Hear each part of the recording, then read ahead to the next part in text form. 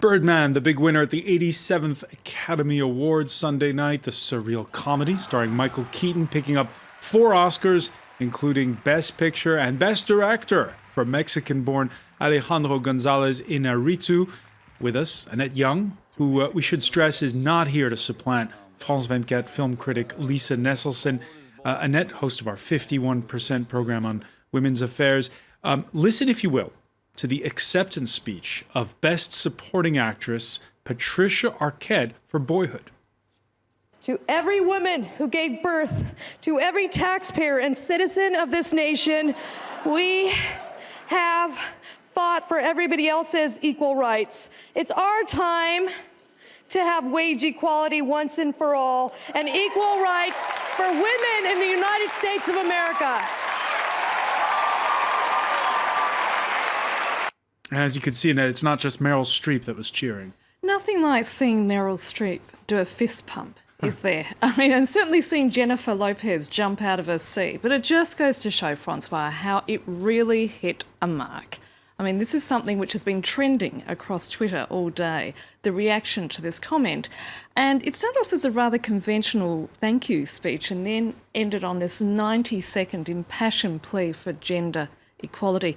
But it's not just the pay we're talking about. We're talking about the roles for women in film. For instance, the San Diego State University released a report a couple of weeks ago which showed that not only has the number of top-grossing films with female protagonists dipped from last year, but effectively that gender stereotypes, surprise, surprise, continue to remain in storylines. Just to give you some figures, apparently women only made up 12% of the protagonists in the top films in 2014. That was down by 3% from the previous year.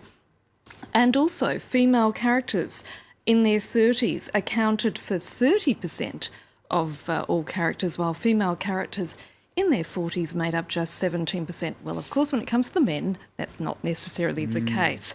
The percentage of men in both their 30s and 40s stayed steady, accounting for about 27% of characters. So it's a big issue, not just in terms of across the board in all professions, but also in Hollywood itself. And the question that's asked is why aren't more roles being written for women?